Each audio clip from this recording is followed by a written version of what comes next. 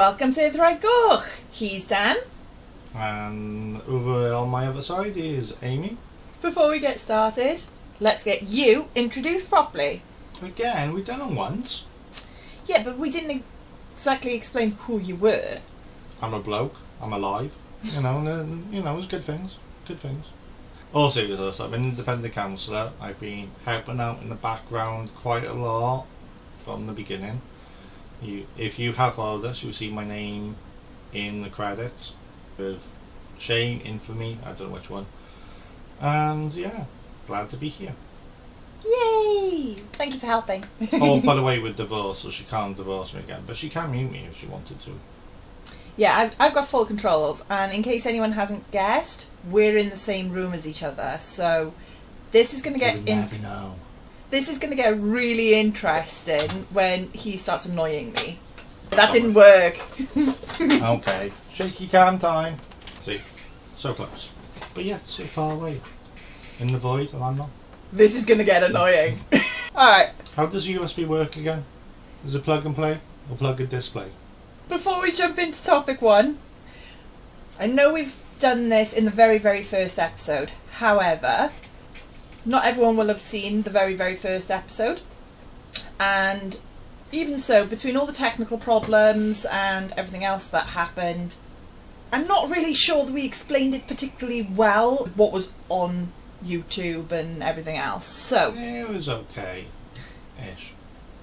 So we'll take a quick couple of minutes just to run through the tiers of government in Wales, very briefly the other ones, and not in too much detail at all, just because we're going to be doing a very heavy Welsh Government one this week, aren't we? Yeah, woohoo, Welsh Government. What can I make a mistake this week on? And believe me, big mistake. So, do you want to take tier 3 or do you want me to start? Well, tier 3's lowly people. The ones that will do like things like, ooh, someone's put some flowers out. Well done them. Ooh, someone makes everything look nice. So that's your parish councils, your community councils. If you're in a bigger town, it's your town council. They may put on fetes or something like that. It's all the fun stuff. Then we get to tier 2, which is your county councils. So your Bridgend County Borough Council, Cardiff City Council, Rhondda Cynon Taf County Council, all those sorts of ones. So those are the ones that set your council tax. They're the ones that will be organising all the bins. I will say that on the tier 3 ones, you get it's something called a precept, which rolls into the county council tax. So that council tax bill will be broken down into actual council tax, the money that goes into your They're local not picking council, up your bins. into your local council. It'll be the Police and Crime Commissioner precept, and it'll be, if applicable to your particular house, community, town, parish council as well. But the county council is bins, road conditions. So when you break an axle, it's their fault. Yeah, exactly. Especially in Wales these days. Then you have the Senedd. Yeah, and you also have the Northern Ireland Assembly and the Scottish Parliament. Yeah. We're not going to go into those two today. If we're covering something where those two are relevant, or one or the other's relevant, then of course we'll explain them in more detail specifically. This one is specifically for Senedd, because that's what we're going to be talking about. And that's the main topic today of what they're doing today. So, then we get... what is it for the Senedd? What are the Senedd in control of? The Senedd is in control of a lot in environment, especially in Wales. They're in control of that. They're in control of taxation to a point. Yeah, specifically... So if you work, the tax you get paid goes into the Welsh Government's pocket, not Westminster. Specifically the income tax element. The national insurance is still held by... That goes to Westminster. But they cover agriculture, forestry and fishing, education. They are in charge of controversial or not speed limits. Yeah. So highways and transport, but basically NHS, housing, local government. obviously the Welsh language, Yeah. which that is a controversial one in itself. There are certain things that they are not allowed to touch. They're not allowed to deal with. They're not allowed to make any laws on whatsoever. They're known as reserved powers. If you want more information on that, because that is a massive list in itself. And it's complicated because some of it comes over to us, some of it stays there. It is a very, very, how do I put it? Spaghetti, or like you put it on a ball of string. Which end comes up where? Yeah, so we'll have a link down in the descriptions for this episode, wherever you're watching or listening to this to. Senedd.Wales, how we work, our role, powers, and it explains in there exactly which ones are the reserved powers and they're not allowed to mess with. Yeah. Then we have the UK government, the one that we that's just... S tier, that is God level. Well... Kind of. I don't think I'm very comfortable with us calling Westminster gods. Alright, we were doing the S tier, so we could put them at Satan level. Satan level, I like that. UK government, we've just had the general election for, so we've got quite a lot of new MPs and everything up there. They're in charge of policing, defence, foreign policy, all the big stuff. They're the ones that hold the purse. Yeah. So yeah, that is those. Obviously in England you've got a couple of others. Obviously you wouldn't have the Senedd or Scottish Parliament or Northern Ireland Assembly in there. Local devolutions, like the Mayor of London's got a lot more control. Yeah. The Mayor of Manchester, Birmingham, who again very much have taken a lot of the local stuff. Exactly. Similar to devolution in parts of, for the rest of the UK, it's kind of been slowly rolling out. It's like we do those lot first, then we slowly roll out in England by the looks of it. Exactly, yeah. So, you know, you've got different elements in different areas, but that's the gist of how it works in Wales. So, nicely into topic 2. Yeah. Hannah Blythyn. Right, let's give a bit of a recap here of exactly what's been going on. We shall, because out of Wales, you may have not even heard of this story. Exactly, and for those in Wales, this has been one of the most insane things that we have seen in quite a number of years. Yeah. So, Vaughn Gethin went up in front of the COVID inquiry and he said that some of his messages had disappeared when his phone was getting refitted, refurbished, or getting a new phone. I will say I love how that he can get a phone refitted where it's probably just a replacement, and yeah, it was some sort of replacement. It's been a little bit confusing depending on which article you read. Chose a different word for what was happening to his phone. Very, very vague, you know, and it's quite simple that if he's got one phone goes into IT and he comes out with another one, he's had a replacement. It's not that difficult, I don't think. Exactly.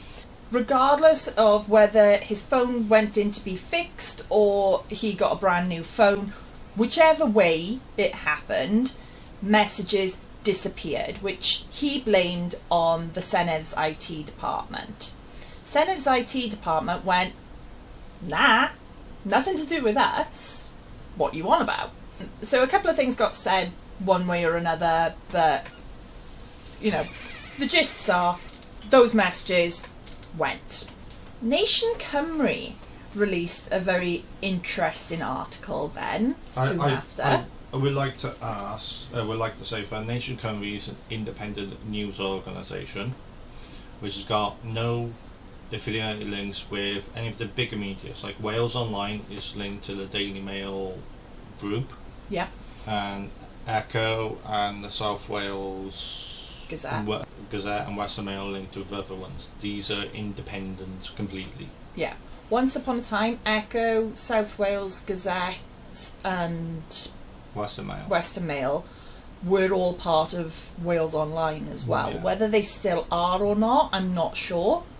but they were once upon a time were, so they may also be under Daily Mail's purview now. Because as we're in Wales, we know who these people are, but outside Wales, Nation Cymru, would you know that if you stumbled across it on the website? And would you think that is real or fake? Yeah.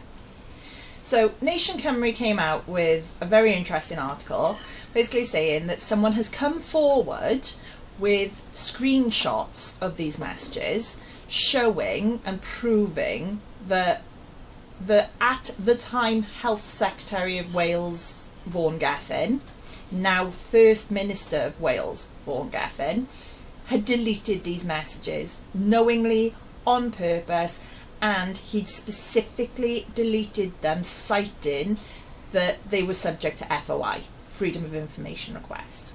Therefore, this was a big thing. Yeah, a really big thing. Yeah. He's basically lied to the COVID inquiry by saying that IT deleted it, and these screenshots prove that he was the one that deleted it. So, from there, he allegedly goes and does a mini investigation based on these screenshots. And from the sound of it, allegedly, it all happened in his head over the course of 5 minutes. And he's established that it was Hannah Blythyn that had leaked these screenshots. So, on that basis, he fires Hannah Blythyn from his government in the Senedd and hires Sarah Murphy in her place. Now, I have not hidden how annoyed I am on this one, purely on the basis of how he's done it. At no point am I disputing that he couldn't get rid of her. It's down to the First Minister, the Prime Minister, whoever's in charge, to decide who is in their cabinet, who is in their government. He's well within his rights to get rid of anyone with no reason whatsoever. You make a mistake, you're out. It is... Or even your face doesn't fit anymore. Yeah. You know, there's no employment law around ministers. It's all about the optics, isn't it? Exactly. They class as optics. If you're a bit of you bring in the party down a bit, go and be an MP or an SM on your own. You're still under Labour, you're not being kicked out of the party, but I'm not going to have you wheeling over to ITV News or BBC News talking about our latest initiative or anything like that. You don't feel right. It's one of these things where, because it's not, yes, they are employed by the government, but the top team can change on the whim of the First Minister, the Prime Minister, or whoever. Yeah. We've seen it plenty of times over the years. Mark Drakeford's done it. I'm pretty sure if I go looking for it properly, Carwyn Jones did it. Rodri Morgan probably did it. Yeah. We know for a fact Theresa May did it. Rodri Morgan did it quite famous because of... Rodri Morgan did do it. It was the Welsh secretary at the time got caught doing something he shouldn't be doing in a park. Let's just put it that way. Ooh. Yeah. I was too little at that point. But, yeah, you know, Theresa May did it plenty of times. Boris Johnson's probably done it. Boris Johnson's done it. What they call it is a cabinet reshuffle. Yeah, exactly. You know, everyone does it. The fact that he got rid of one of his ministers and put someone else in is not the issue. The issue is that he blatantly came out saying that he was sacking her for leaking these messages. Yeah. And I've always been clear that I've taken two stances with it. Either she did it and she's whistleblowing, or she didn't do it and Vaughn Gethin is full of crap. Yeah. And from the way it looks, like I said, he did a 5-minute decision as head to sack her from everything we've seen.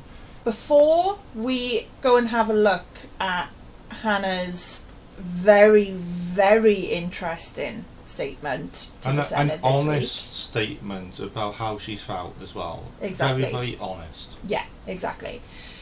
There was a vote of no confidence brought forward in the Senedd, which Vaughn Gethin lost. Now, this was not just about the text messages, it was also about, during his campaign for First Minister, he took money from a particular group of people I don't want to go too far into this because I know a lot has changed in this one in the last couple of weeks as well, and I want to make sure that I only repeat the accurate, up-to-date stuff. But the gist of it is they've done illegal things, they've been fined for it, and there's some dodgy stuff to do with like applications that they've put through basically, while Vaughn Gethin was in charge of the department. Basically, it's all about the environmental impact that company has done. Exactly. While he was the Minister for Environment, things happened. Exactly. So it was the pair of them. The fact that he'd taken this money and about these text messages, and the fact that allegedly Hannah had released it to Nation Cymru. I will say as well, a no confidence vote in Senedd is not binding, so he cannot be kicked out. Yeah. It just means everyone's miffed at you. Yeah, exactly. It's a very sort of symbolic. In a certain respect, it's like a little a tap bit childish. on the hand, like you're naughty. Yeah, in certain respects, it's quite childish, because it literally just wastes a bit of Senedd time. Yeah, there's no bite to it. But if there was a bite to it, then it would be a better thing. Yeah, but it still does make his position very, very difficult. Yeah. Because even though there's no repercussions of it, it puts in everybody's mind, hang on a minute, no one in there, or at least majority of people in there, don't trust him. Therefore, why should we, the people, be trusting him? So there's a lot of that element. It makes it very difficult to pass a budget. You know, there's a lot of other elements behind the scenes that, yes, it doesn't impact him in the big sense, but it does impact the day-to-day workings and makes it very, very difficult for him. Here's an interesting thing. The way he's done this, that member of the Senedd can vote against, or as she's been unwell with it, not be there, where it makes them a minority, not the majority. It's a very interesting place he's put Labour in to try and get things, just normal workings of government, done. Well, this is the thing. When she didn't show up, she put in her apologies correctly and everything. Don't get me wrong, she didn't just abscond. She didn't want to go sod this for laugh, I'm off on holiday for 6 weeks. It exactly. wasn't anything like that. Nothing like that. It was put out, she's unwell, therefore she's not attending. So there was a lot of gossip going around going, was she really unwell? Has she just not bothered to show up? Yeah, you know, has she been whipped into making sure that she can't vote? You know, all this in the background, just running through. Yeah, and the fact that the vote of no confidence was so slim and close. It was her and one other minister was off on sick as well. Yeah. And if those two were in and had voted to have confidence, he would have won it. Yeah. The fact that those two were off and didn't vote proxy or anything like that meant that he lost. So it was a really big deal. Yeah. It was the first time ever in Welsh politics where a First Minister had to vote no confidence that has gone through. Yeah. You know, it's not like this is like the 700th time and everyone's bored of it. There have been votes of no confidence in the First Minister in the past, but this is Labour's the first one that... Labour's always had the numbers there to defeat her. This is the first one where the First Minister lost the vote. And he's always going to be known for it. Yeah. Yeah. When you read the biography of him, especially with what's coming up now soon as well, which we'll get into after we've seen the 2 videos. Yeah, but the biography this is unprecedented now. Biography of the First Minister is going to be Vaughn Gethin, first one for no confidence. Exactly. You know, it's there. Hannah returned to the Senedd on Tuesday. She'd been signed off on sick on mental health grounds for the last few weeks. Give or take roughly about 4 or 5 weeks now. Yeah. This was her personal statement to the Senedd on her return. It's an eye-opener. Yeah, it is one impressive watch. And we're only going to use a couple of clips that are relevant to what we're discussing, But I will make sure that there is a link in the description for you to see the entire speech. Please go and watch it. What she says is so powerful. Honestly, kudos to her. She's so impressive. It needed to be said, and she's now in a strong enough position to stand up in front of all those people and having the person accusing you in that room as First Minister. I think she's absolutely fantastic. I think she's brilliant. Let's go and check this video out, shall we? Indeed, there have been times in the not too recent past when I was not sure I would or could stand and speak in this chamber again. I do so today because I know my removal from government has been the focus of discussion in this place while I have not been here. I also feel a sense of responsibility to those closest to me and to my many constituents who have demonstrated great patience, understanding and confidence in me. I know that I can look all my colleagues who sit on these benches in the eye and say that I have never leaked or briefed the media about any of you. In fact, I can say that to everyone in the chamber. Whilst I will not share the detail, I will share that I have formally raised concerns about the process by which I was removed from government, including not being shown any alleged evidence before being sacked, not being made aware that I was ever under investigation, and that at no point was I advised or was it evidence that I may have broken the ministerial code. I raise concerns not out of self-interest, but because I fundamentally believe in devolution and public service. I have also very real concerns that lessons have not been learnt from the past. Proper process not only needs to be in place and followed with the dignity and respect of individuals involved, but also to uphold the integrity of the civil service and the office of the First Minister. I want to take a moment to reflect on something that is very personal and somewhat difficult for me, but I feel it's important to say for the sake of how we do politics. I know that there's been speculation about my circumstances and about whether I have been well enough to work. This has ranged from what was tantamount to misinformation and what could be put down to misunderstanding. It should not be surprising that what happened has been hugely detrimental to me on a personal level and led to acute anxiety and stress. I have never been signed off work before and I have struggled with this in itself, but there was a point when the thought of just putting my camera on to vote and seeing you all literally took my breath away. I share this now not in search of sympathy. I don't want people's sympathy, but because my recent experience has brought home to me that whilst we all talk the talk on mental health, there is still more to do to improve our understanding and the impact that it has on individuals and their ability to do things we would ordinarily take for granted. Our own conduct and character is key to the public having trust in those who serve them and believing that politics can be a force for good. Wow, what a strong message. Very strong. I want to very quickly say, because, you know, we did the mental health stream a couple of weeks ago with Luke. We'll have all the mental health links that we had before listed down below with the information, as well as a link to our website that's got more mental health support on there. It is going to be updated constantly with long-term, more day-to-day things people can do to help their mental health. At the moment it's focusing on emergency, because obviously with everything that's been going on we haven't had time to update it the way that we want it, but that's going to be there as well to try and help people. The things that she says in her statement, though, the fact that the thought of turning on her camera to be in the Senedd remotely took her breath away. Yeah. And people take for granted, oh, that's such an easy thing to do, of course you can do it, oh, you're being this, you're being that. It's when your mental health is good, everything looks easy.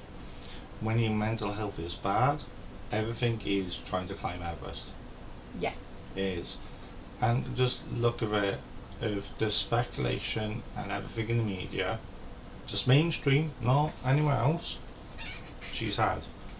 Then she'll go and look at the local page of her constituency, and people probably said vile things because Facebook is not that great. I want to point out that, you know, she does say she's had a lot of support, and we're not insinuating anyone in particular or anyone has said anything bad, but let's be honest, humankind and the instant gratification of social media, people are trolls. Yeah. And just even though she has a great outpouring of support, even if it's 9 out of 10 people sending love, that one where she's at a low point will hurt more than if she was stable. Yeah. And you go through something like that, if you've been accused of anything and you haven't done it, which in my past I have. Yeah. It is. Everyone's been there, been accused of doing something. It is a very, very demoralising way of being.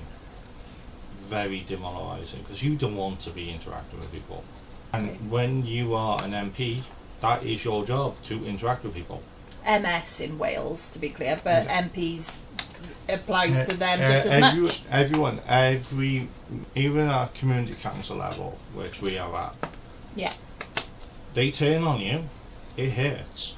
Yeah. And if they turn on you when you've done everything right, it hurts even more, because all you've done is done your best.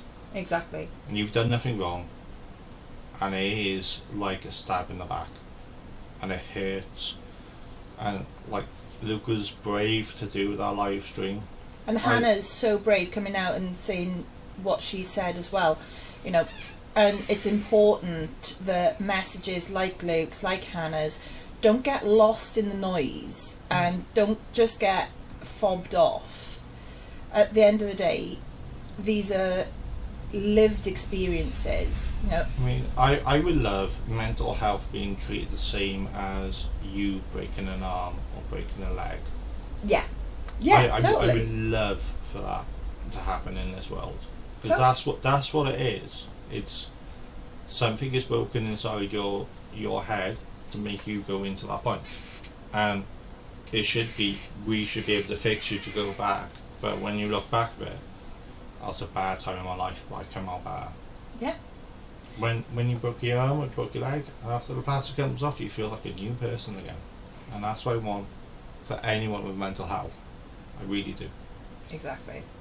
But, you know, she very categorically states that she had nothing to do with this leak. And she very powerfully tells everybody how she can look every single one of them in the eye and know that she hasn't done anything wrong. Yeah. And yet, we then get the very next day. So Hannah released that statement on the 9th of July in the plenary meeting. So we fast forward to the 10th and we see what a certain someone says.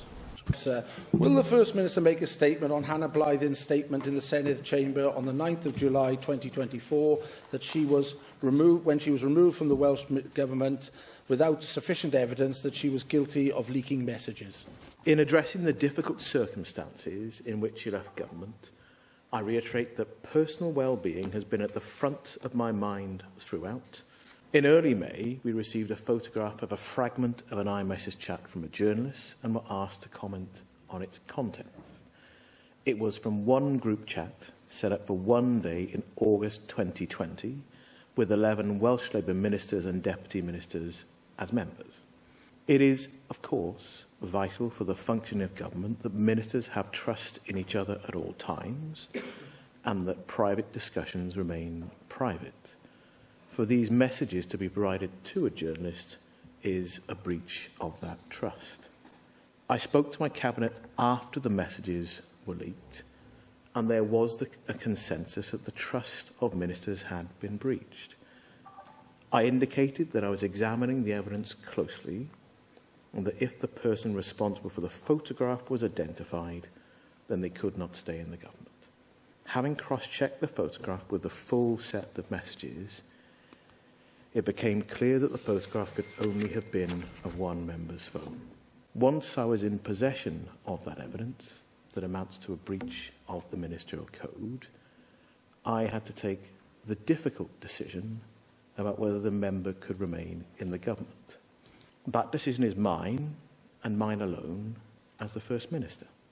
Having reflected, I came to the conclusion that the nature of the breach of the ministerial code and the strength of feeling within Cabinet about the leak was such that the member could not remain in the government. I spoke to Hannah face-to-face on the 16th of May and asked her to leave the government. This was not an easy decision, but I believed then and believe now that it was the right one. At that meeting, I confirmed that I had evidence to support the decision. A further meeting to go through the evidence was subsequently arranged with the member in North Wales on the 24th of May. Unfortunately and understandably, Hannah was not able to attend as she had been signed off. I want as well to address the specific concern about the regard given to well-being and welfare. As is already in the public domain, I sought advice from the Permanent Secretary on the process I should follow, and this was followed in full, including the need to have regard to the Regulation 28 report issued by the North Wales Coroner in July 2019 and the Welsh Government's response. My focus, and that of the Chief Whip, and indeed other ministerial colleagues, was and is around well-being. A number of steps were taken to ensure that Hannah could access support as and when required, and that continues to this day. This has been a very difficult experience for everyone involved, and I recognise the impact that it has had. I hope now that the member has had the opportunity to address the Chamber that we can move forward. As I said in my letter to Hannah in May, I believe there is a route back to government in the future, and that remains my view this afternoon. But the evidence that was put forward in the personal statement yesterday by the member indicated some worrying traits in the way this was handled. The member said specifically, and so I'll ask you to confirm this if this is the case, was the member at any time informed that she was under investigation? Secondly, was any evidence given to the member during the process that she could see and address before she was removed from the Cabinet? And further, she makes the points, and these are in the member's own words, at no point was I advised or was evidence provided that I may have broken the ministerial code. And would you confirm whether you will make public the evidence that you have based your opinion on? Because despite obviously what you've said today, there are two conflicting accounts of what went on during this unfortunate episode, we'll call it, because it has affected many people, but more so than the member herself. And obviously, I think the Chamber deserves the respect to have that evidence and be able to see for themselves exactly the train of events that led to the removal of the Minister from the Cabinet. I'm very clear that it was, in my view, a breach of the ministerial code. On determining whether there's a breach of the code, it is the First Minister's responsibility to determine that. There's no way of avoiding that responsibility and making a choice about the right thing to do for the government and for the country rather than a matter of convenience for me. A redacted version is already in the public domain. I don't intend to publish any further information. As I've made clear on more than one occasion, there's a need to think about the interests of other people. I won't publish the information unless every person involved is content for that to happen.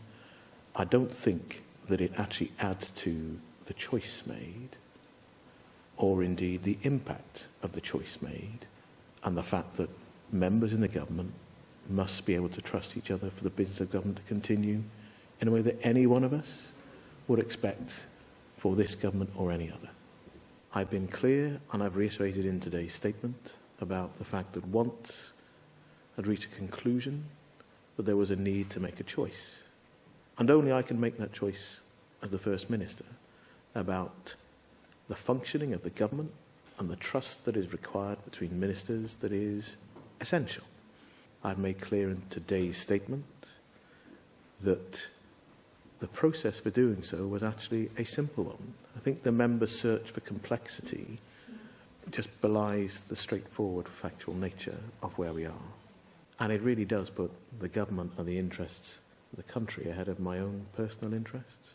It'd be much easier if I had simply asked other people to get on with it and act as if there wasn't the challenge that plainly was there. I don't think I'd have been doing my job if I hadn't addressed the issue that really was a very active concern amongst ministers and beyond. That's the way that I have chosen to behave. It's the integrity I bring to my approach to every job I've undertaken, and I will continue to undertake. Could I say this? When we're in a position like this, where we have two conflicting accounts, it's not enough for one of the authors of those accounts to be judge in their own court. What we do in circumstances such as that is we have an independent process, an independent arbiter. This is precisely what the Labour administration in Westminster is promising to do.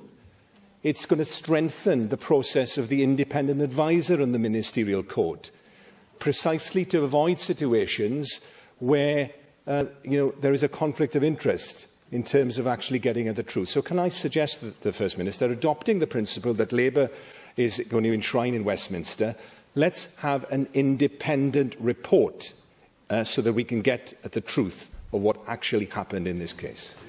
I think there are probably 3 brief points to make. The first is that when complaints are made under the Ministerial Code, the First Minister does not always seek advice. Some of them are straightforward to deal with.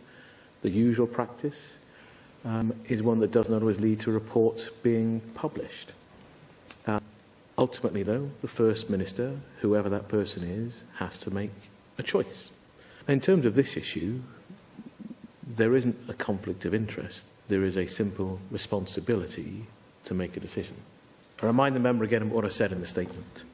Having cross-checked the photograph with a full set of messages, it became clear that the photograph had only been of one member's phone. Well, are we all still awake for that one? Because I was nearly asleep. Really. The monotone delivery or not. I mean, if he read me a book or anything like anything, I could fall asleep to him because he is crap. Yeah, it's not the best way of delivering such an important statement to begin with.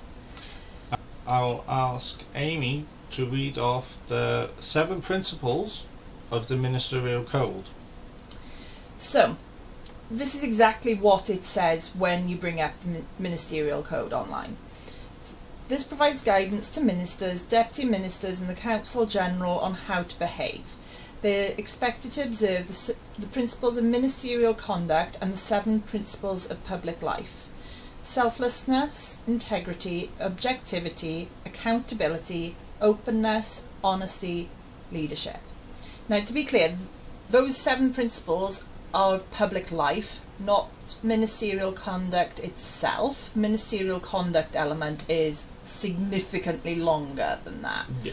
But this is still extremely important here. The actual document is very, very long. We haven't got time to read through the entire document by here. Do you know what would be a good bedtime story? Vaughn Gethin reading that out. Job done. Yeah, exactly. But it is extremely interesting considering everything else that's coming up by here. Right.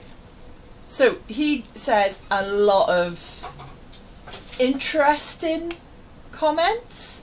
The way he just so confidently tells people. And it's blasé as well. It's it's done, it's dusted, it's... The way he so confidently tells people, there is no other option here. I've looked at this myself. There's, she didn't show up to these meetings, which, as far as I can tell from what he said and having a look at stuff, these meetings weren't even arranged until after she was sacked. Yeah, and she was on the sick at that time as well, so... Which these meetings should have been done before she was sacked. Definitely before it was announced to the public. Yeah. She should not have been in a situation where they're trying to do these face-to-face interviews or however he was trying to do it, and everyone already knows she's been sacked. She's got no way of defending herself in that sort of meeting. The damage is done. It's very, very hurtful for her. It's very, very hurtful for democracy itself that in Wales, yes, people have been removed as ministers for less, but it's one news cycle. Yeah. Just one. And this news cycle is not ending anytime soon. Certain someone's been removed as minister, the new minister was this, and the news go and whatever. Yeah. It's the fact that when he announced it, they've gone straight for her throat, No. going, she has been sacked for leaking these messages to Nation Cymru. All he had to have done was have Hannah Blythyn's been sacked. Hannah Blythyn For not has performing to the expectation. didn't need to give anything. All he had to do is Hannah Blythyn's been sacked, Hannah Blythyn's been removed from government, whichever wording he wanted, and Sarah Murphy's taken her place. No. That's all he had to do. I'm doing the mini reshuffle. Yeah.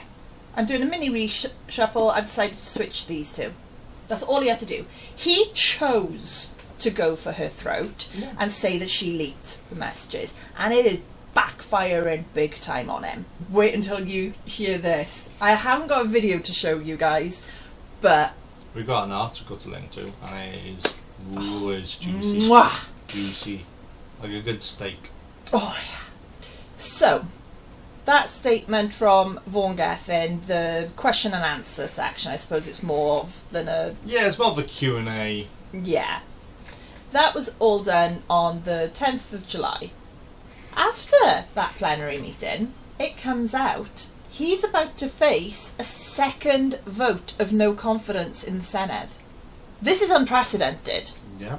I mean, this is just... And with the makeup again, even in... I think my math is right. If the guy that was off sick, he would scrape by on the second one, even if...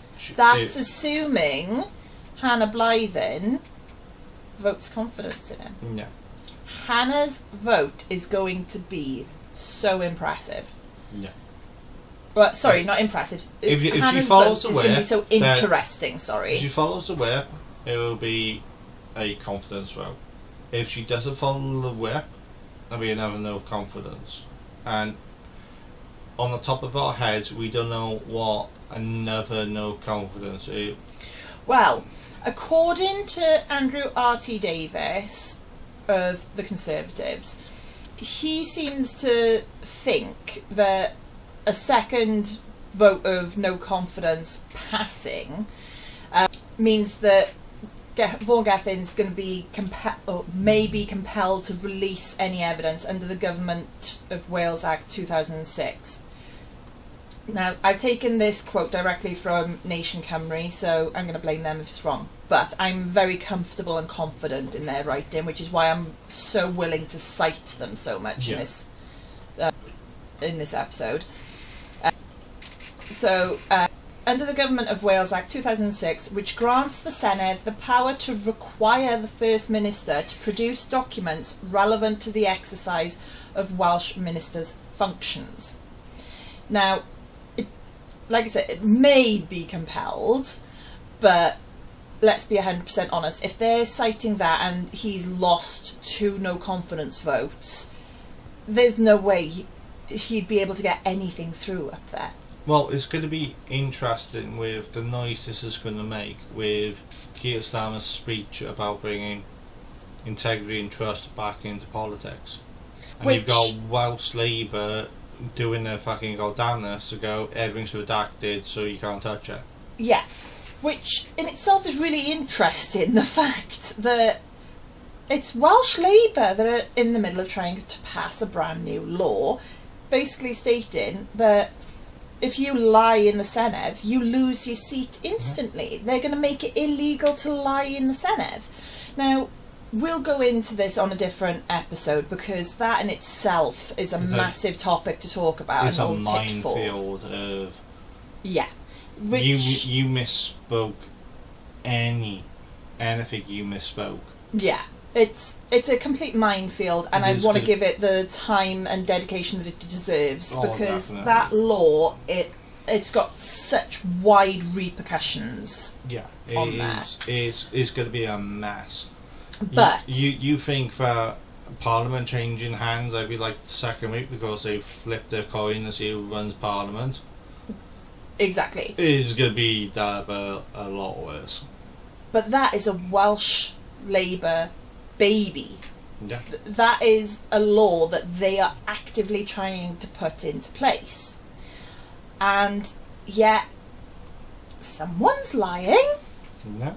you know, this entire thing It at shows this point, hypocrisy. yeah, It's- it really does. And See what- do as I say, not as I do. Yeah. You know, which, you know, this brings it back to the 7 principles of public life, specifically openness, Openness honesty. is the biggest one. Yeah, At the moment, openness is the biggest one we're on about. openness, honesty, and That's well, what- objectivity comes into it quite a bit by here, because as they mentioned in the questions, you know, this has been put for him to do. There's been no independent inquiry. There's been no independent looking at any of the evidence. This has 100% been done by Vaughn Gethin. But he's failed on the objectivity one. He hasn't done any accountability. He hasn't done any openness. By looks of it, he hasn't done any honesty, and he hasn't done any leadership in the matter of getting. Let's get this done. Yeah, exactly. He's failed. He failed the objectivity one, Yeah, and he's now bloody chucking everything else at the kid for the last 4. yeah, exactly. It's the last 4 he is properly failed on, and if he wants to die in that hell, knock himself out, because by the looks of it, it's going to bite him in the ass. Yeah, exactly. You know, I'm not going to touch this one properly right this minute because it goes into our topic 3, but, you know, they were very, very clear a couple of years ago. The coroner's inquest that they referenced, or that Vaughn Gethin referenced in there, you know, this is not the first time they've done this. This is not their first rodeo on sacking a minister without investigating thoroughly first. I will say that the 2 allegations are humongously different. Yeah, It's they're worlds apart. But, you know, this isn't their first rodeo, and he's quite literally dropped the ball and copied former First Minister Carwyn Jones. yeah. It's Carwyn's playbook he's using, not Yeah. not his own. And not I can't anyone believe I'm else's. about to say this, but he probably should have taken a couple of plays from Mark Drakeford instead. At least with Mark Drakeford, yeah, he was a bit of a bumbling idiot, but he would sit down and listen. Exactly. And that's the key difference. I'm not a fan of him, I'm not a fan of Labour, but going from a First Minister that seemingly pushed someone towards suicide to a First Minister that has just stopped, listened. Alright, he hasn't always followed through with what he listened on. Or But he listened to the wrong people. or like, listened to the wrong people. But at least he did at least stop he and listened. pause. At least he listened. God damn it. Straight back into a First Minister who, well, based on what has come out now today from Nation Cymru, has just obliterated any trust any minister can ever have in him. Like there's a 5-minute fucking internal inquiry in his head. Yeah, it quite literally is. And I said that at the beginning, and I'll stand by it, that it was all in his head. Yeah, exactly. As evidenced by the absolutely... Scathing. Oh, it really is. It really is. There's going to be a couple of bits of this that I read out directly. I'm putting this link in the description. Guys, it is literally a 4-minute read. It is worth it because I've never seen an article like this. This is journalistic integrity. Oh, yeah. Its finest. They're not giving really their is. source up. So, today, Hannah Blythyn was not our source, says Nation Cymru. So, I know what it calls for. Dun dun dun. people will argue, oh, you know, really surprised about this, but it kind of got to the point where they had a bit of a duty of care, because they can see, everyone can see, it's very open and honest of her, Yeah. that she's struggling right now. Yeah. She's been accused of something she knows she hasn't done, and they're the only ones that at this point can prove it. Well, know the truth and know who sent it. Yeah, exactly. You know, there's some epic lines in this.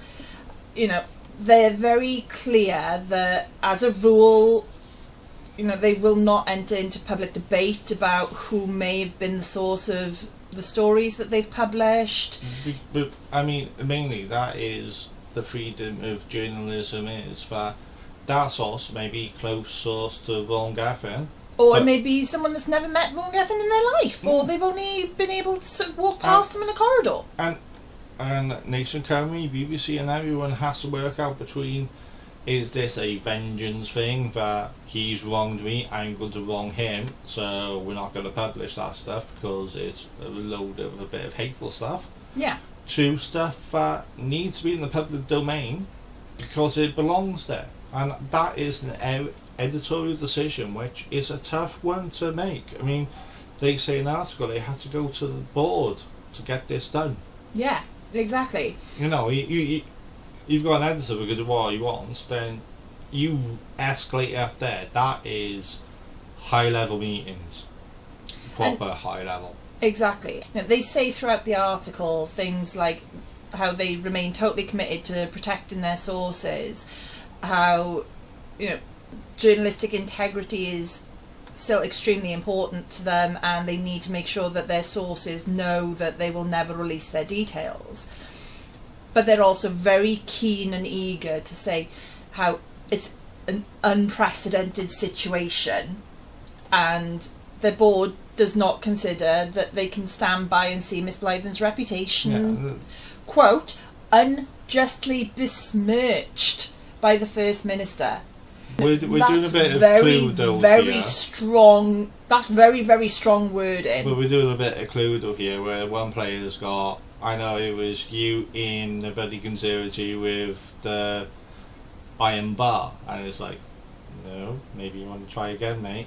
Yeah, they quite literally are playing Cluedo with the Welsh Government by here, which I think is brilliant. It is fun. But they're doing it in the best possible way. Whoever They're not sends- turning this into a game. They're not turning it into a joke. They're doing it in the best possible way. But yes, it is a game of Cluedo at this point. Whoever sent it, they know who it was. They've got emails / messages / phone calls. They got a paper trail. Yeah, exactly. Few lines, because this is groundbreaking here. You know, given the strong public interest and importance of this story, and out of concern for Hannah Blythyn's well-being, we've decided that the right thing to do is to state publicly that she was not the source of our story, and that at no stage before or since publication of it have we had any contact with her about it. So even at the point of this article being published, they haven't even gone to her going, look, We how want you, a comment. We want something off her. yeah, how are you feeling about this? Come and talk to us. They're not treating this like you know you want to. they're Come not on, treating Kappa. this like a gossip rag. They're not trying to sensationalize it. This is really strong. You know, it's about the truth. Their And that's what it wording is, we can state unequivocally that Mr. Gethin is not telling the truth, that he suggests that he has incontrovertible evidence that Miss Blythyn was our source. You know, back to the principles of public life, openness and honesty.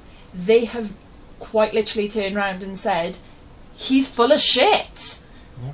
You know, there is no other way of taking that. They have blatantly said, with that unequivocally, Mr. Gethin is not telling the truth. But They then, have just said, you're full of shit, But mate. then we can go up a bit. Integrity. Yeah, yeah. You know, and this is why I brought up about the law that they're bringing in. You know, so that law comes in, this article comes out, Vaughn Gethin's out of a seat. Yeah, straight away. You know, not just gone as First Minister, he's gone from Senedd. One striking you out, baby. You know, so the fact that he's bringing in this law, and yet he's doing this to Hannah Blythyn right now. It would be interesting to see how watered down that law will become, or become a law. Honestly, at all. I'm expecting it to just go on a shelf. Yeah. Especially after this, I think it's going to go on a shelf 'Cause straight they away, won't survive. because his leadership is being called into question. His honesty, his openness, his accountability, his objectivity, his integrity. Well, his integrity doesn't exist now. He's only got integrity. he's only got one left. Selflessness. which, let's be 100% honest, Yeah, we saw what he did about money. Yeah. In his election. No. You got to remember that money for he was all above board and there was accounts and everything. You have to remember that. You know? They also call in to the fact that he's trying to confuse people in his statement. He worded this so smart. He worded it to insinuate that basically it was a Labour members group. Therefore, you know, it wasn't Welsh Government discussions that were taking place in this group chat. As everyone knows in work, you have certain work groups where it's just friends bitching and moaning about work. Then you've got your work group one where it's, Derek, can you please go and restock this? Yeah. You have it, you know, and I look at it as, well, it could be either or. I don't know. I'm not in that group, so I can't determine which one's which. Yeah, exactly. But they caught this and they put this absolutely beautifully.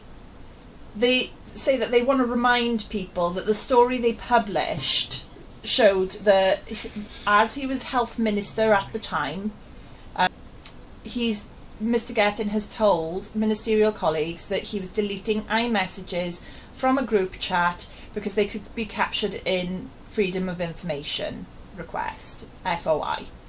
And at that time, he was getting to the stage and telling us about the COVID figures every week. Exactly. You know, he's not some low-level minister that maybe doesn't fully understand, doesn't comprehend what he's doing. He knows. And he's high level. He is, well, during the time where these messages happened, he was the right-hand man of Mark Drakeford. Yeah. He was, for all intents and purposes, second in control. He was the one in Wales we saw the most. I mean, he was one that converted the Millennium Stadium into a field hospital. Yeah, you know, not to take away, he did good things during COVID, but that doesn't mean that he gets carte blanche to do whatever he wants. You know, everyone has got their own rights or wrongs, and if you are blending the rules, you need to be called on it. Yeah, exactly. I think out of the 11 people in that group, which one was the easiest to sack? And he went for the easiest one. Yeah, most likely. Most likely. And his bit him in the ass on the way through. Yeah, this is absolutely What's an epic last beautiful. line? This is the sign-off to end all sign-offs. Hannah Blythyn has behaved with integrity. Vaughn Gethin has not. And that's what a line. And that's number 2 on the list of 7. Yeah. Literally, this entire article is a 4-minute read. Go and read every line of it because it is absolutely fantastic. And they quite literally strip him of 6 of the 7 principles of public life. The entire thing has been protecting his image, because that's what this boils down to, is if he's got people in his government leaking information, then it makes him look weak. It makes him look less. So this is all him trying to protect his image. So you could argue that they've obliterated all 7 principles of public life for Vaughn Gethin. But no offence, everyone in government, you would have the BBC or whoever, sources close to whoever, says this is going to happen next week. Which brings us to a fantastic one for next week. We genuinely do have a fantastic one for next week. Oh, we've got a couple of good ones for next week. We really do. The one that we saw just before recording, though, that's that's a doozy. That is brilliant. Right, you have to go into how Labour are being Labour and not learning from the mistakes of years ago in Welsh Labour, not main party Labour. In his statement, Vaughn Gethin hints at a coroner's report, a coroner's inquiry. The one in question is a man named Carl Sargent. He had allegations against him, but we can't compare and contrast between the allegations that Hannah had compared to him. Yeah, they are completely different. Totally different, but we're more looking at the duty of care that the Labour Party has shown in 2 occasions now.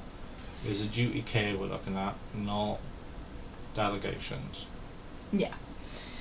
So, the whole situation with Carl Sargent, as it was discovered later on, Carwyn Jones knew that there had been an allegation made against Carl Sargent by an unknown person in 2014.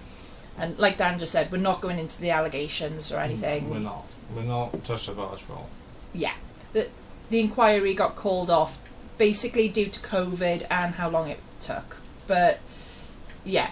So, Carwyn Jones knew about it in 2014. Did nothing.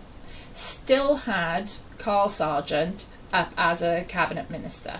Yeah. Now, it's really important to the story.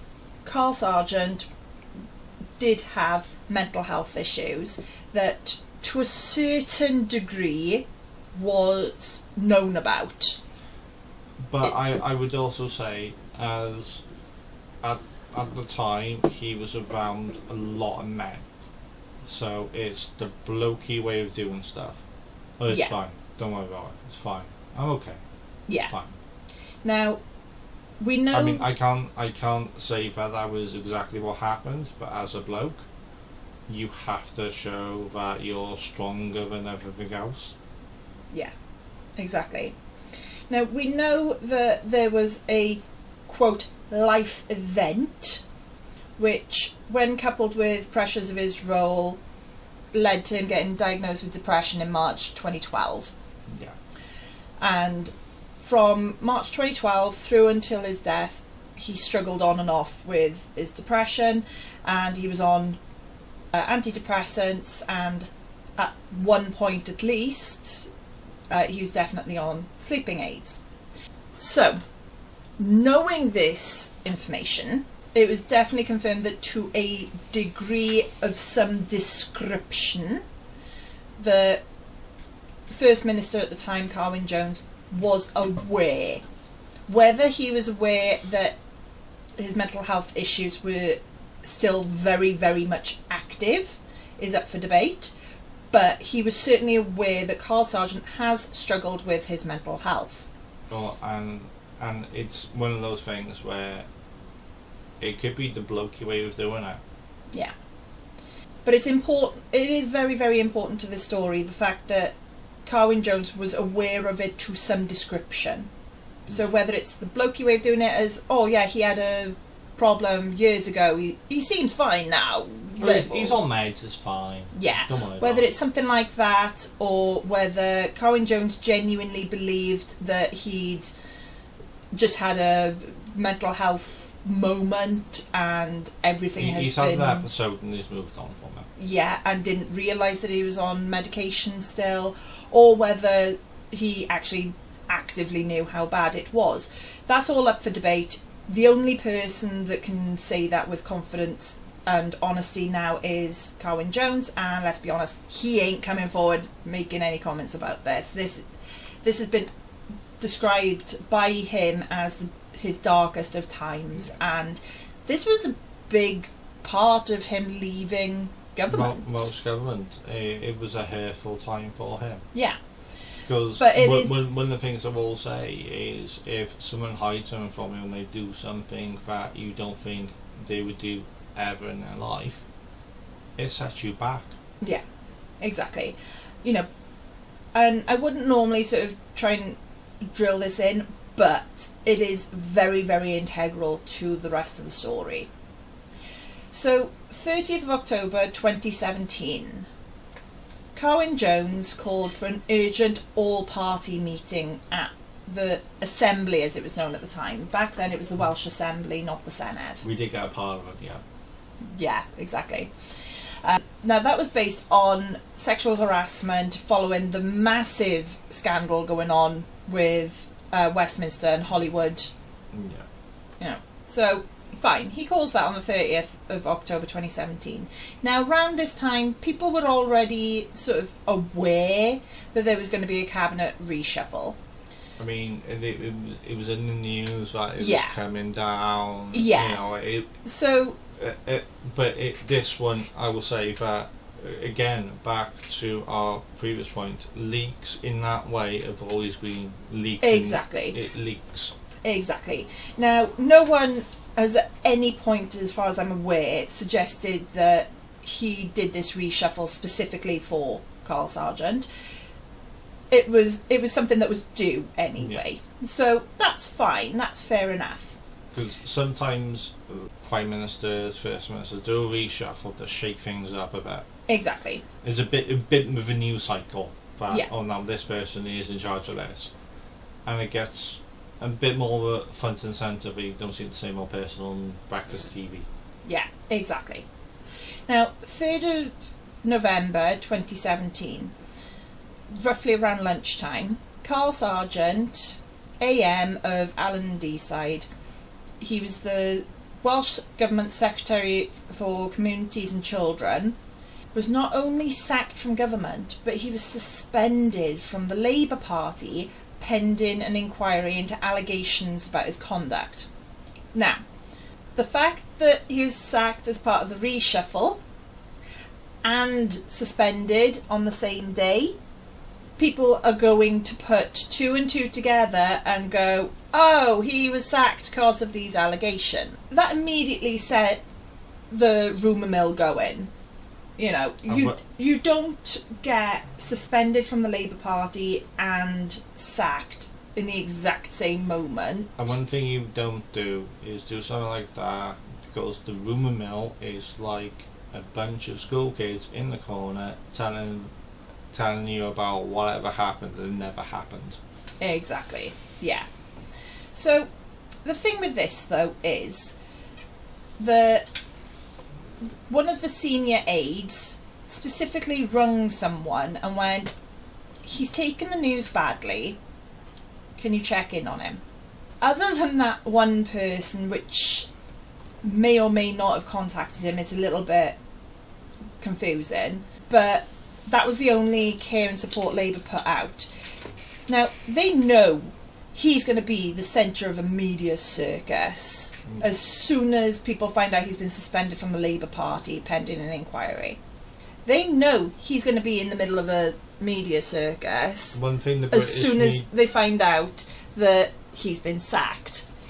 So they knew they were going to do this, yet instead of getting things in place, waited for him to, quote, take it badly, and then get someone who's not trained in mental health, as far as we can tell, someone who is not trained in the nature of the allegations against him, and as far as I can tell, may or may not have even been a friend. It's, you know, it's absurd to put that all on someone with no experience in helping people in this moment. You basically got Jerry the intern looking after. Yeah, you know, they didn't even organise a PR person for the poor guy. I mean, British press are renowned for not respecting boundaries, so they're ringing his home for a comment. Well, at one point a reporter showed up on his doorstep. Yeah. You know. Yeah. And yes, okay, he was contacting the main Labour Party to try and find out what was going on, and they wouldn't tell him. Quite rightly so. You know, they needed to do the inquiry, they needed to do the investigation, so quite rightly didn't disclose any information to him. I will say that for them. But just because you're not disclosing information doesn't mean that you can't put help and support there. And that's what brings us back now to Hannah. You know, Vaughn Gethin knew. There is no way he didn't know that the minute he comes out saying, she leaked these messages to Nation Cymru, therefore I'm sacking her, that she was not going to be the centre of a media circus. Because let's be 100% honest, The Sun, Wales Online, Western BBC Mail, News. BBC News, ITV News, every single one of them has just been given a gigantic neon light going, this person will leak information to reporters. Do not trust her in any type of government role ever again. He put a massive neon sign on top of her. Like hell, he did not realise she was going to be in the centre of a media circus from there. But I do find it funny, and I've been thinking about it for a while, but the other person off Labour went sick. Was he the real one? We've got to be extremely careful because we've got no idea if he was even in the group, let alone all I'm going to do anything is else. do a big fat allegedly. Yeah. Big fat allegedly. This is Dan's theory. No one I've seen online has suggested this. We don't know if he was part of the group. We don't know if he even knew about the messages existing beforehand. But it's an interesting conspiracy theory. And we did promise you conspiracy theories. That's my Dan's brilliant at that. That's my outlook on it, because he was seriously ill as well. Yeah. No, exactly. You know, I'm just putting two and two together and probably getting 3. This is the thing. Welsh Labour went through hell on the Carl Sargent case. It led to Colin Jones leaving government, Mark Drakeford taking over as First Minister. You know, there was a lot thrown against them. There was a High Court battle involved in this, you know. I mean, and the High Court blatantly said that Colin Jones acted unlawfully over the inquiry he tried to launch about Carl Sargent. Yeah, he did. You know, and yet here we are again. 2024 now. What's this? Let's be fair to Welsh Labour. It's rare that I'm going to say this.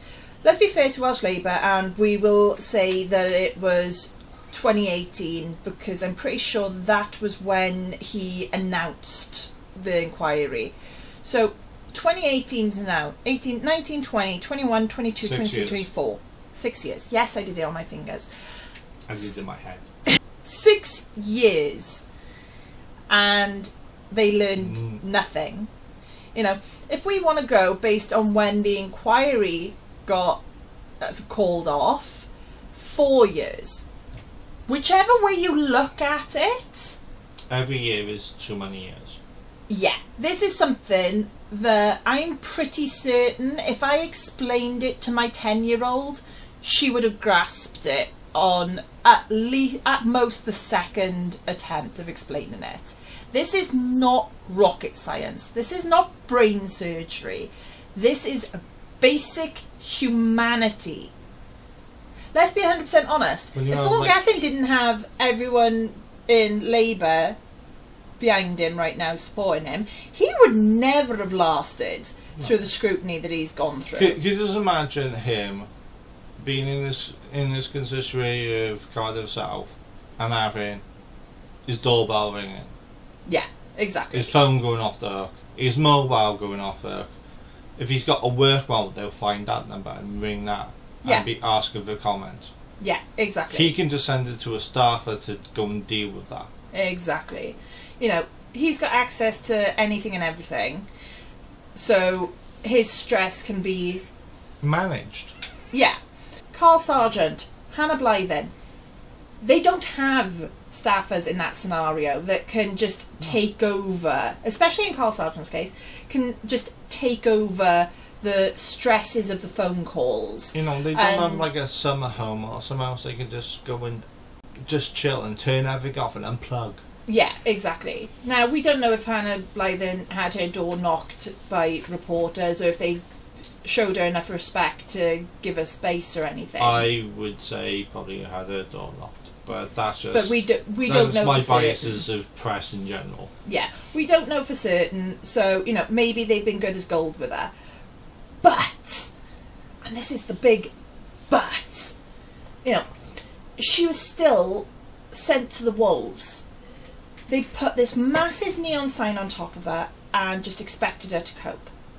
They put the massive neon sign above Carl Sargent and expected him to cope. I just pray to God that there is someone with enough sense to go, we're not making this mistake again, and is making sure that Hannah's had support from them in the background. With Hannah's case, it's still hanging overhead into even now. Yeah.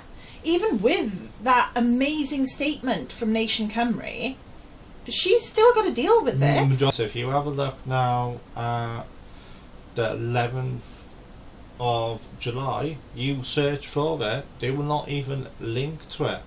It will just be Vaughn Gethin's response. Yeah, exactly. And, you know, this is the thing. What Nation Cymru have done for her today is fantastic and needs to be applauded. They were the only ones that could come and protect her, and they've come out and protected her to the nth degree. There is physically nothing, at this moment in time anyway, nothing more they could do. But in the nicest possible way to them, they've kind of screwed her over a little bit by here as well. Because now it's going to be a case of what's she going to do?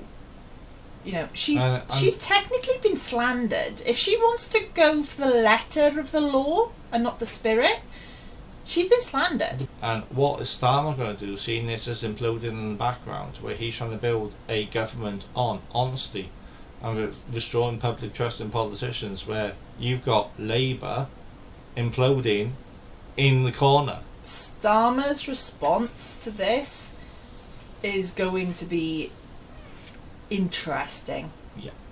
Because this is going to boil down a lot to what does he want Labour's image to be for the next 5 years, considering so much of his general election was, look at Welsh Labour, we're going to replicate what Welsh Labour have been doing. But then we're building trust, and look what Welsh Labour are doing. Straight after an election victory, a huge one, he struck luck. It was not skill, it was not PR or anything like that. He struck luck that Vaughn Gethin's no confidence vote didn't get more traction in the news. If that got more traction, I don't think Wales would have been the landslide it was. Well, the whole thing, the only reason why it didn't get more traction is because it's non-binding, so it's never going to do. Yeah, exactly. If that had gotten more traction, he would have been screwed. If it was a binding one like the one up in Scotland, yeah, then is a whole different thing. Yeah. And I reckon this law of integrity and shit is going to die a death because of what's happening right now. Oh yeah, it's going to get shelved. Before it gets shelved, I want us having a proper episode about it, but it's getting shelved. Yeah. There's no way that they can turn around and put this in place. Say in Parliament, going, I'm all about if you lie, you get out, and everyone's going to call for him to go out. Yeah. It makes anyone that has ever been caught in the Senedd completely untenable, and no one will respect them or go along with anything they say and do. It won't happen. It's not going to happen. I think Vaughn Gethin will try and hold out to 2026. I don't think he can. I think what he does next is going to decide it. Yeah. If Vaughn Gethin comes out now, all apologies and promises an independent investigation to find out who it actually is, he could probably save his position as First Minister up until 2026. But he has got to do this so carefully. Because the thing is, if he turns around now and says, right, we're drawing a line, this has gotten ridiculous and evidence is now corrupt, or whatever excuse he uses to basically try and push it under the carpet, the response is going to be, hang on a minute, you said whoever it was that leaked this could not stay in government, and that was the only reason you got rid of Hannah. I can see him there. Therefore, though, it's a case of either they find out who the real person is and gets rid of them, or he finds a way of bringing Hannah back into government as an apology right now, which there's no space for her. Yeah, but he's already said there's a path back to government for her.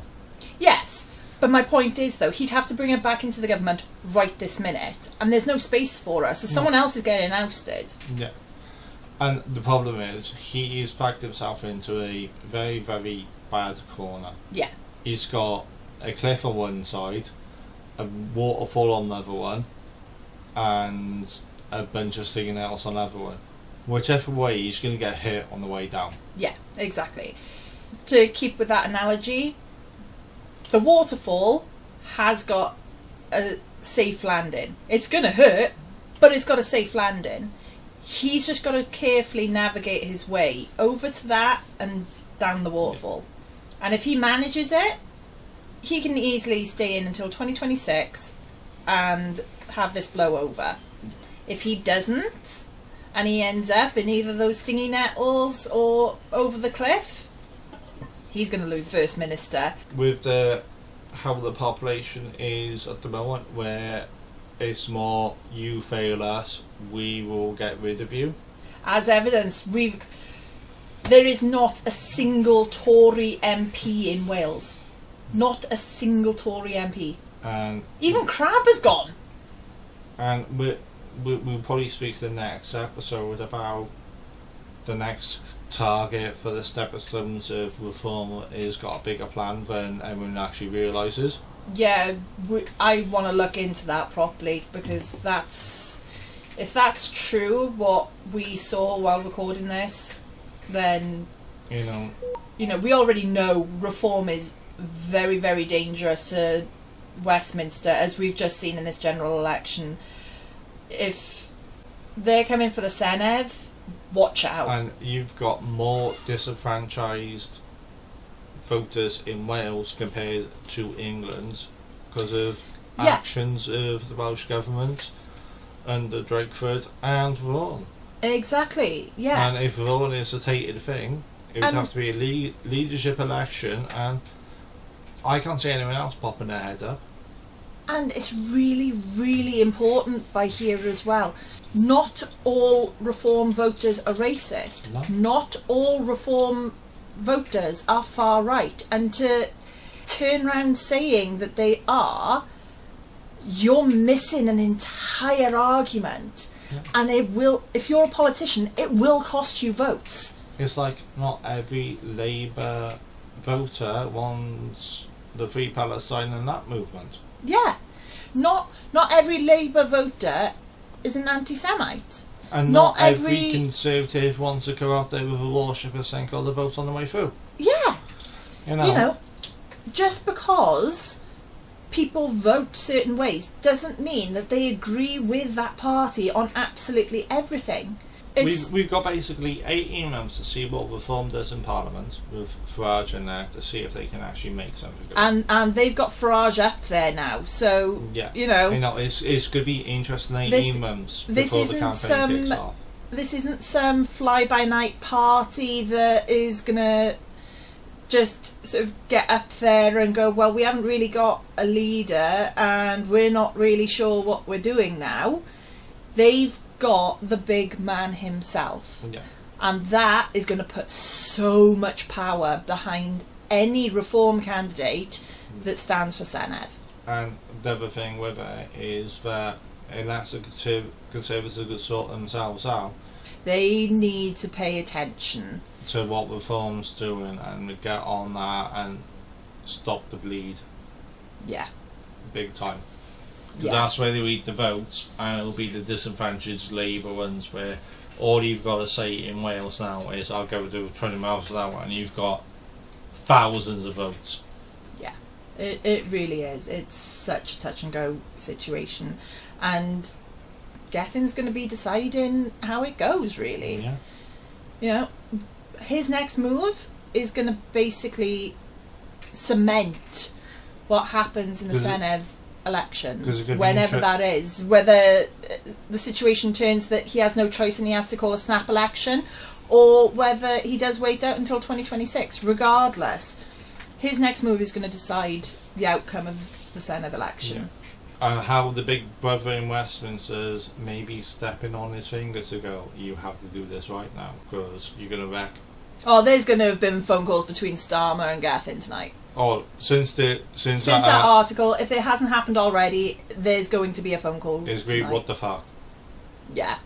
I think that's about all we have time for this week. Yeah, pretty much. Thank you so much for tuning in. We've got lots planned coming up. Some things that we've hinted at tonight, some things we haven't, some things I started setting up when Luke was still here that are hopefully going to be coming down very soon. But podcasts will now launch every Friday on all our channels, including Spotify, Rumble, YouTube. If there's any channels that we're missing, leave us a comment or a review on whatever. Or pop into our Discord. Or pop into the Discord, go, look, I love this one, it's the only thing that works on my phone, I want it on that. Let's go for it, let's go. Yeah, exactly. If you want a full list of all our channels, because there are loads, check out the link space. Link is going to either be in the description of this video / audio that you've listened to, or it's going to be on the profile depending on how you're looking and listening. But every single one of our profiles has got that link space link, and it's got absolutely the one everything. link to rule them all. It really is, it really is. We'd love your comments and feedback on all the changes that we've made so far, including graphics and audio. Anything we need to change or you don't like, just put it in there, we'll have a look. You know, this is very, very fluid at the moment. We're still trying to settle in of what this is going to be. Yeah, we've still got some changes to make. But yeah, let us know. Comments, feedbacks, Discord, Facebook message, Instagram message, whatever's easiest for you, give us a shout, let us know. Have a great weekend all. Enjoy your commute. Bye.